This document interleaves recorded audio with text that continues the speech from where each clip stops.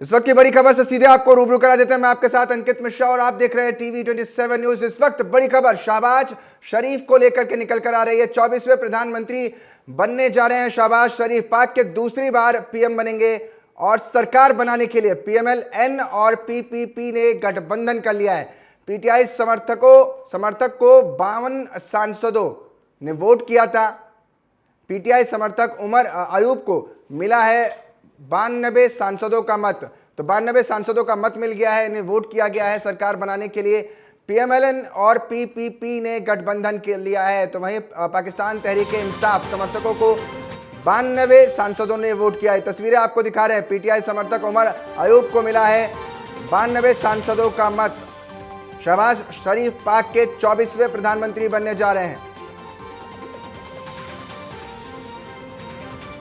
इस वक्त की बड़ी जानकारी आपको दे रहे हैं। शहबाज शरीफ पाक के दूसरे प्रधानमंत्री बनने जा रहे हैं, दूसरी बार प्रधानमंत्री बनने जा रहे हैं। तो वही सरकार बनाने के लिए पीएमएल-एन और पीपीपी के बीच गठबंधन। पीटीआई समर्थकों को 92 सांसदों ने वोट किया है, जो जानकारी निकलकर सामने आ रही है। 3 हफ्ते से ज्यादा का समय पाकिस्तान में हुए चुनाव को बीत चुका है। अब तक सरकार नहीं बन पाई थी, स्वरूप साफ नहीं हो पाया था। अब जानकारी कि शहबाज शरीफ पाक के प्रधानमंत्री के तौर पर नजर आएंगे। दूसरी बार पीएम बनेंगे शहबाज शरीफ।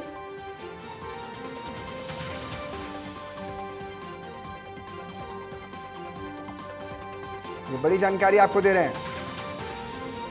सरकार बनाने का रास्ता साफ हो गया, वोटिंग हुई है और इस वोटिंग के आधार पर जो जानकारी निकलकर सामने आ रही है,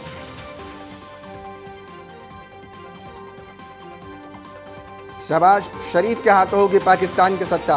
दरअसल शहबाज शरीफ को पाकिस्तान के 24वें प्रधानमंत्री के रूप में चुना गया है। प्रधानमंत्री के चुनाव के लिए नेशनल असेंबली में वोटिंग हुई थी, जिसकी तस्वीरें हम दिखा रहे हैं। नेशनल असेंबली के स्पीकर अयाज सादिकी ने वोटों का रिकॉर्ड पेश किया, जहां अयाज सादिकी ने नतीजों की घोषणा करते हुए कहा कि शहबाज शरीफ 201 वोट पाकर दूसरी बार प्रधानमंत्री चुने गए हैं। पटना के गांधी मैदान में आज महागठबंधन की जन विश्वास रैली हो रही है। रैली में कांग्रेस अध्यक्ष मल्लिकार्जुन खड़गे, राहुल गांधी, आरजेडी प्रमुख लालू प्रसाद यादव, तेजस्वी यादव, सीपीआई-एम के नेता महासचिव सीताराम येचुरी समेत कई बड़े विपक्षी नेता शामिल हुए हैं। वहीं रैली को संबोधित करते हुए तेजस्वी यादव ने बीजेपी पर तंज कसा है और कहा कि बीजेपी के लोग गोबर को गाजर का हलवा बनाकर परोस लेते हैं। तेजस्वी ने आगे कहा कि ये वही गांधी मैदान है जहां से हमने 2 लाख नौकरियां बांटी थी। आज सरकार अपने नाम पर पोस्टर लगवा रही है। नीतीश कुमार पर हमला करते हुए उन्होंने कहा वो बुजुर्ग हो गए हैं, वो कहते थे कि इतनी नौकरियों के लिए पैसा कहां से आएगा, हमारी सरकार बनी तो हमने 5 लाख नौकरियां दे के दिखाया। नीतीश कुमार को उन्होंने पलटी मार भी इस मौके पर बताया है। गांधी मैदान में विपक्षी खेमा एक साथ नजर आ रहा। सीताराम येचुरी, सीपीआई-एम, कांग्रेस। दोनों हाथ उठा के बताइए, अगर आप साथ दोगे तो तेजस्वी मर मिटने को तैयार है आपके लिए। कुछ लोग कहते रहते हैं कि माई की पार्टी है, मुसलमान यादव की पार्टी है। हम कहना चाहते हैं माई के साथ साथ बाप की भी पार्टी है। ये माई बाप की पार्टी है। बी से बहुजन, ए से अगड़ा, दूसरे ए से आधी आबादी महिला और पी से पुअर यानी बाप, यानी माई बाप, ए टू जेड की पार्टी है ये।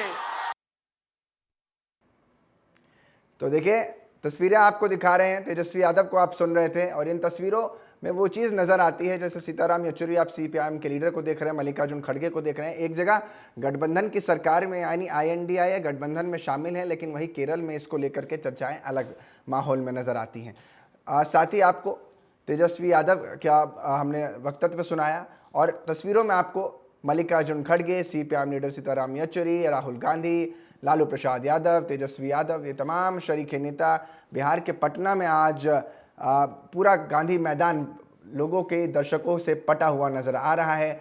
सियासी उठापटक के बीच आज तमाम नेता पहुंचे हैं। वहीं राहुल गांधी भी भारत जोड़ो न्याय यात्रा पर निकले हुए हैं, लेकिन आज विशेष तौर पर पटना भी पहुंचे हैं।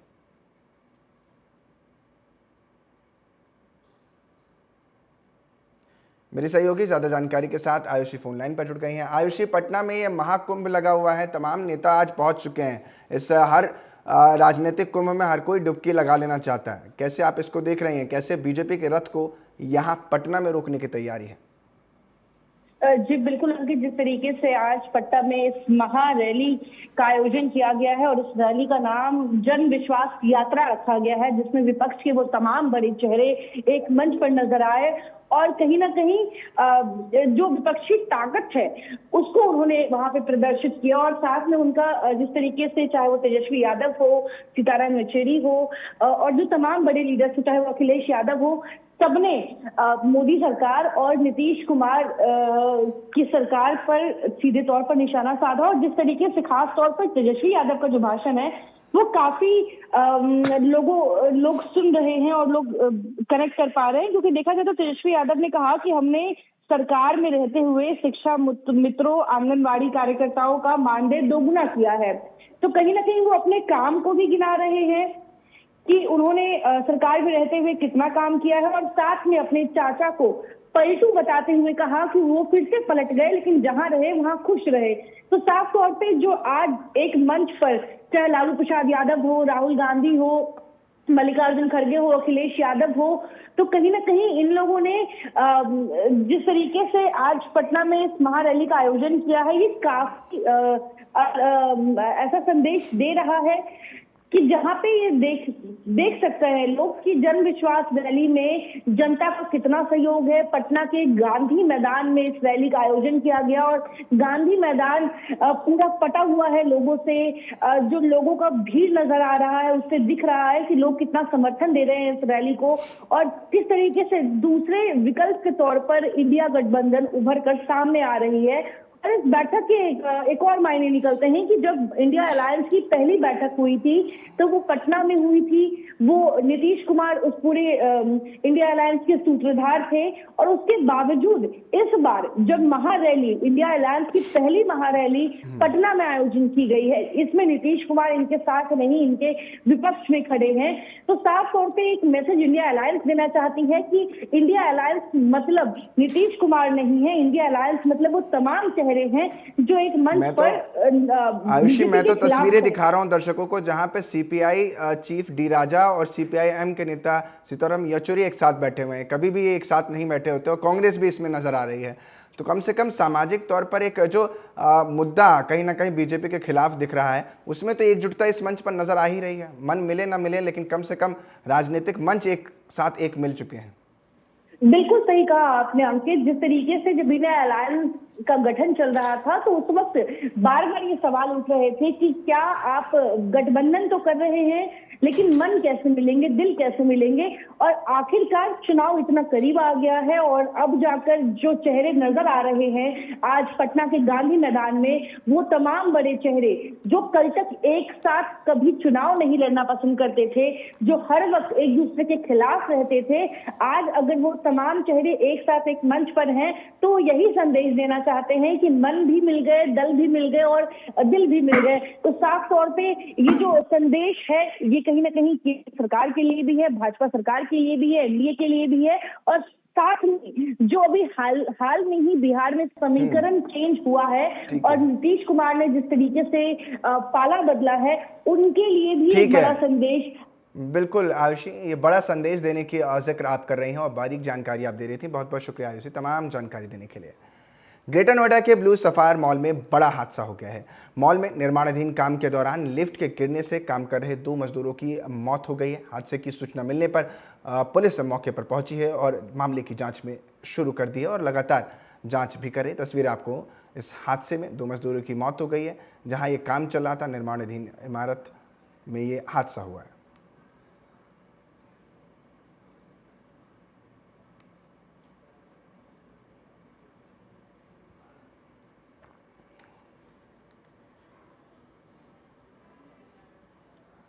मेरे सहयोगी सुमन चौधरी मेरे साथ ज़्यादा जानकारी के साथ जुड़ गई हैं। सुमन, क्या है ये पूरा वाकया और कैसे निर्माणाधीन इमारत का हिस्सा गिर जाता है जिसमें 2 व्यक्तियों की जान चली जाती है लिफ्ट गिरने से?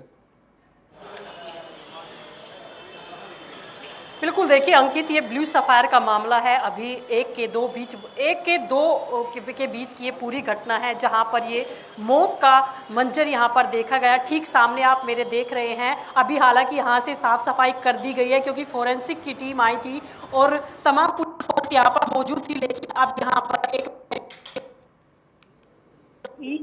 देखिए बहुत बड़ी घटना यहाँ पर हुई है और इसमें 2 लोगों की जान गई है। हालांकि पहले उन दोनों लोगों की पहचान नहीं हो पाई, लेकिन धीरे धीरे उनकी पहचान हुई और पुलिस ने पता लगा दोनों की जिनकी मौत हुई है वो विजयनगर के रहने वाले हैं। और अब देखिए जिस तरीके से उनका आना भी, उनके रिलेटिव का आना भी शुरू हो चुका है। एक बेहद दुखद घटना है ये, क्योंकि जिसके घर से 2 आज मौतें हुई है उनके रिलेटिव आए हैं। भैया, तो आज मौतें हुई है, उनके रिलेटिव आए हैं। भैया, क्या पूरा मामला था और तुम्हें कैसे पता चला कि आपके जो भाई है या जो भी सगे संबंधी है उनकी मौत हुई? जी, हमें पता ऐसे चला। मैं भी यहीं पे काम करता हूँ टाइल का, और वो पेंट का काम करते थे शकील भाई, और हरिंदर जी तो हमारे भाई थे, उनका ऑफिस भी है यहाँ पे। हमें 12:45 पर पता चला कि ये जो यूएस सिनेमा का एक लिफ्ट का एमएस का ऊपर से फ्रेम गिर गया पूरा। ये हमारे लड़कों ने कल बोला भी था, पानी वानी ले जा रहे थे लड़के, उन्होंने बोला भी था कि कल हवा चल रही है, हिल रहा है ये, लेकिन मेंटेनेंस ने कोई ध्यान नहीं दिया उस पर। देखिए, ये ग्रिल है जो वो खिसकी है और खिसकने के बाद जो ये 2 लोग यहाँ पर थे उनके ऊपर गिरी और उनकी मौत हो गई। और देखिए, इनके घर वालों का कहना है कि उनको बोला गया था, मेंटेनेंस वालों ने इस पर कोई ध्यान नहीं दिया। एक बड़ी लापरवाही यहाँ पर बोल सकते हैं, मौत का मोल इसको बोल सकते हैं, क्योंकि आज 2 लोगों की मौत यहाँ पर हुई है और बेहद ही दर्दनाक मौत हुई है। घर वाले यहाँ पर आना शुरू हो चुके हैं और तमाम मीडिया यहाँ पर जुड़ी हुई है, क्योंकि एक बड़ा हादसा है, 2 लोगों की जान भी गई है। बड़ा लापरवाही भी कह सकते हैं। मोल मेंटेनेंस को जब बोला गया था उसके बावजूद भी ध्यान नहीं दिया गया। एक जो ग्रिल खिसकने के बाद जो दूसरी ग्रिल पे जो लोहे का जो ग्रिल गिरी है और उससे जो दर्दनाक हुई है, यहाँ पर जो पूरी जमीन की फोरेंसिक टीम आई और जो पुलिस प्रशासन है उसके बाद यहाँ से हालांकि साफ सफाई कर गई है, लेकिन अभी भी इस एरिया में जाने की अनुमति नहीं है, क्योंकि अब यहाँ पर जो है पुलिस प्रशासन की निगरानी में सब है। लेकिन आज संडे का दिन था, भीड़ भी बहुत ज्यादा थी, तो उसके बाद जब ये हादसा हो जाता है, हालांकि अब भीड़ पोल में बहुत कम देखने को मिल रही है, क्योंकि लोग डरे हुए हैं। इतना बड़ा हादसा हो जाने के बाद जाहिर सी बात है कि लोगों में डर होगा। अंकित, तो देखिए, साफ तौर पर तस्वीरें दिखा रहे हैं और ये बड़ा हादसा जिसकी जानकारी हमें लगातार सुमन दे रही थी। सुमन, बहुत बहुत शुक्रिया तमाम जानकारी देने के लिए।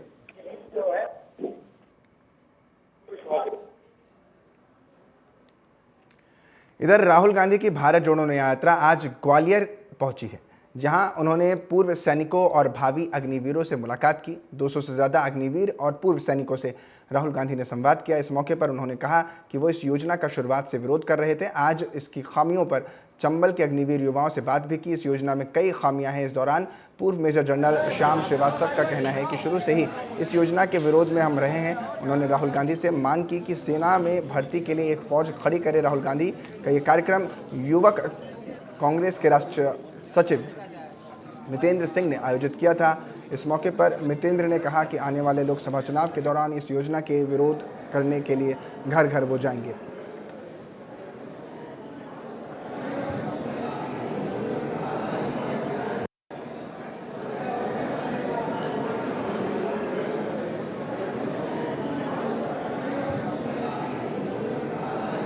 वीर भूमि के ऊपर पूर्व सैनिकों ने एक प्रोग्राम ऑर्गेनाइज किया, जिसके अंदर राहुल गांधी जी जो अपनी न्याय यात्रा में ग्वालियर पहुंचे हैं, उन्होंने यहां पर आकर पूर्व सैनिकों के साथ और जो अग्निपथ स्कीम से पीड़ित 1.5 लाख युवा जिनको ज्वाइनिंग नहीं दी गई है और जो भावी अग्निवीर सैनिक हैं जो ट्रेनिंग कर रहे हैं, उनके बारे में बातचीत की। इस सारे संवाद के अंदर एक चीज़ बड़ी साफ सुथरी तरीके से निकल के आई कि देश की जो मोदी सरकार है वो इस देश के सुरक्षा के साथ खिलवाड़ कर रही है। वो अग्निपथ जैसी घातक स्कीम को लाकर सुरक्षा के साथ खिलवाड़ कर रही है, देश के युवाओं के साथ खिलवाड़ कर रही है। युवाओं का न्याय हमें चाहिए। अग्निवीर जितने भी हैं उनकी रेगुलर करना जरूरी है। उसके साथ साथ अग्निपथ स्कीम को जाना होगा। ये हमने बात की। उत्तराखंड के मुख्यमंत्री पुष्कर सिंह धामी ने पंचायत राज विभाग के सहायक लेखाकार और उत्तराखंड अधीनस्थ सेवा चयन आयोग के माध्यम से चयनित ग्राम पंचायत विकास अधिकारियों की नियुक्ति पत्र वितरण समारोह में शिरकत की है। इस मौके पर सीएम धामी ने चयनित अधिकारियों को संबोधित करते हुए कहा कि आप सभी व्यवस्था की इकाइयों के निचले स्तर पर रहकर हमारी लोकतांत्रिक व्यवस्था को मजबूत करेंगे और समाज के जिस शोर से हमारी इकाई शुरू होती है, आप उस इकाई को मजबूत करेंगे। आप सभी जितने सशक्त होंगे, जितने मजबूत होंगे, जितना पारदर्शी होकर काम करेंगे, हमारा लोकतांत्रिक ढांचा उतना ही मजबूत होगा। और इसी के साथ सीएम धामी ने सभी चयनित अधिकारियों को शुभकामनाएं भी दी।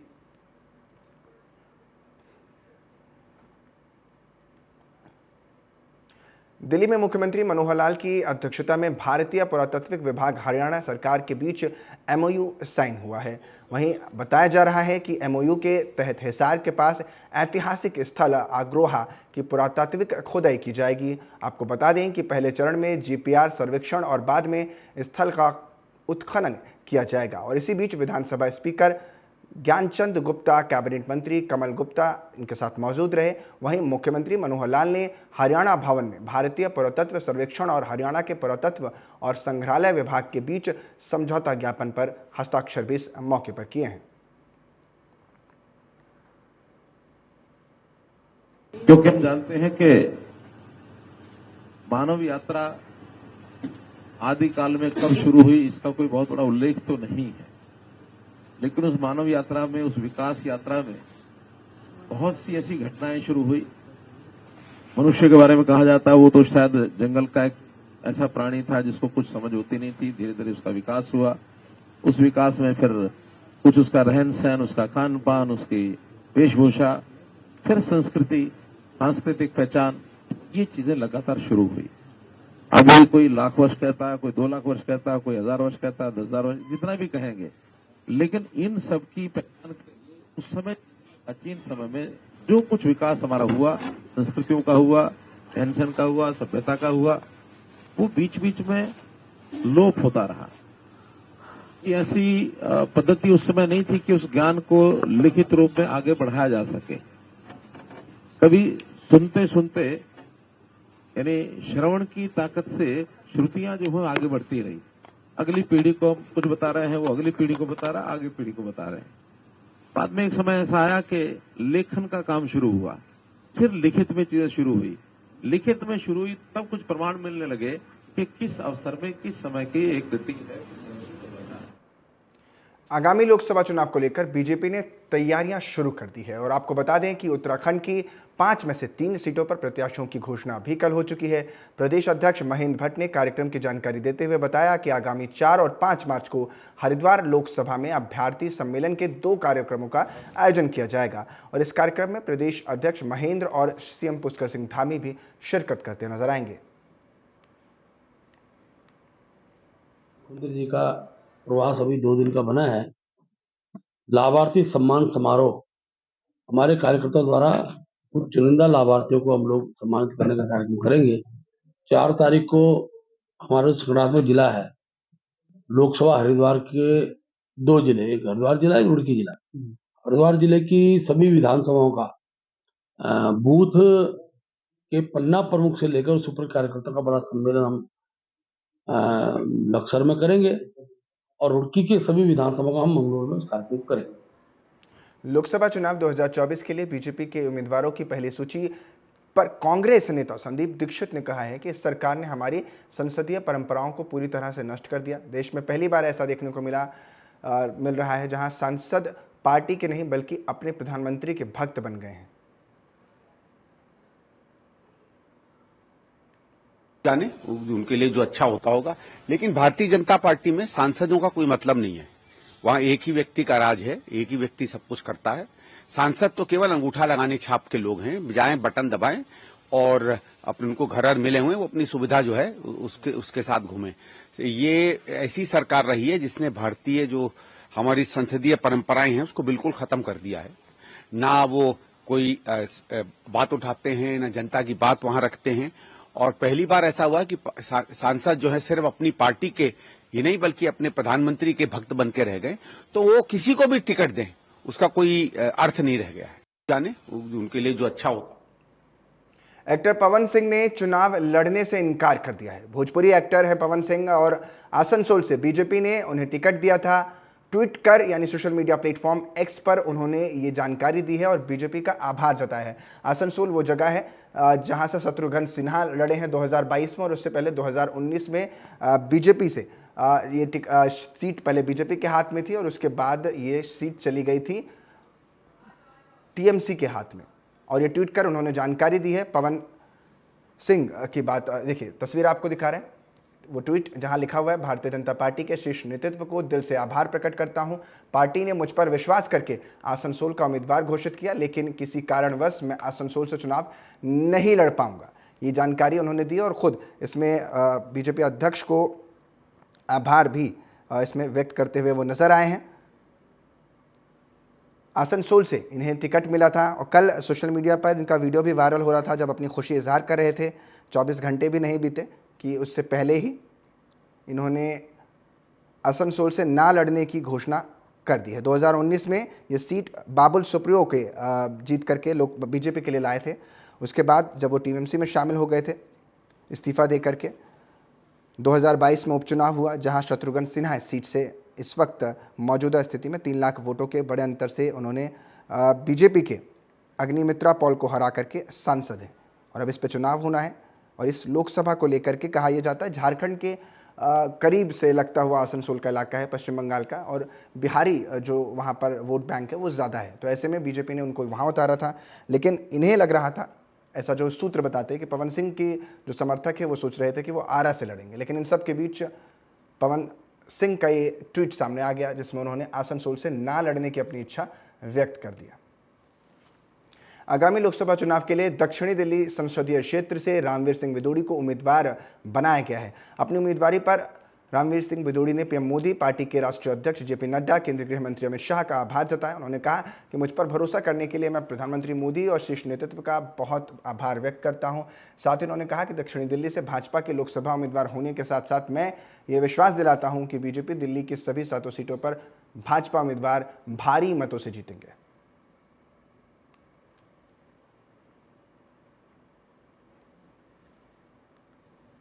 बहुत आभारी हूं देश के यशस्वी प्रधानमंत्री आदरणीय श्री नरेंद्र मोदी जी का, पार्टी के राष्ट्रीय अध्यक्ष आदरणीय श्री जेपी नड्डा जी का और भारत के गृह मंत्री आदरणीय श्री अमित शाह जी का और शीर्ष नेतृत्व का कि मुझे उन्होंने साउथ दिल्ली से भाजपा का लोकसभा का उम्मीदवार बनाया है। मैं उनके प्रति आभार व्यक्त करना चाहता हूं और आज स्पष्ट कर देना चाहता हूं कि दिल्ली के अंदर भारतीय जनता पार्टी के 7 उम्मीदवार भारी वोट के अंतर से जीतने जा रहे हैं।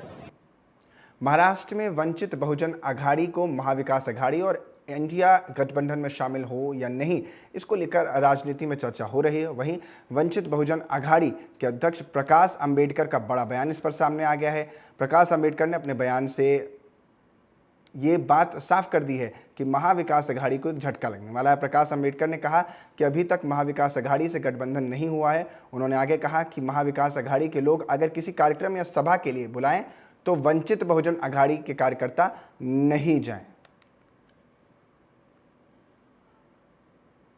बहुजन आघाडीच्या सर्व कार्यकर्त्यांना आवाहन करण्यात येत आहे, युती अजून झालेली नाही, तेव्हा युतीतले असणारे पक्ष बोलवत असतील त्या बैठकींना जायचं नाही, कार्यक्रमाला जायचं नाही। तो चलिए अब आपको अगली खबर की तरफ ले चलते हैं। लखनऊ में हो रही लगातार बारिश ने पीडब्ल्यूडी और नगर विकास के ठेकेदारों की पोल खोलकर रख दी है। जहां एक तरफ सरकार गड्ढा मुक्त अभियान चला रही है तो वहीं दूसरी तरफ लखनऊ के विकास नगर में 30 फीट चौड़ी सड़क में 20 फीट गहरा गड्ढा हो गया। सेक्टर 4 के पास बनी सड़क 20 फीट तक धंस गई। इसमें 2 लोग गिर भी गए जबकि एक कार फंस गई है। हालांकि उन्हें चोट नहीं आई है। लोगों की परेशानी बढ़ने के बाद मौके पर पहुंची पुलिस ने स्थानीय लोगों के साथ बैरिकेडिंग लगाकर रास्ता बंद कर दिया। तस्वीरें देख रहे हैं, भयावह तस्वीरें। एक गाड़ी जो है इस पूरे मेन होल में, मेन होल की तरह ही नज़र आ रहा है, जो सड़क धंस गई अचानक से और पूरा गड्ढा साफ तौर पर नज़र आ रहा है। भयावह तस्वीरें हैं।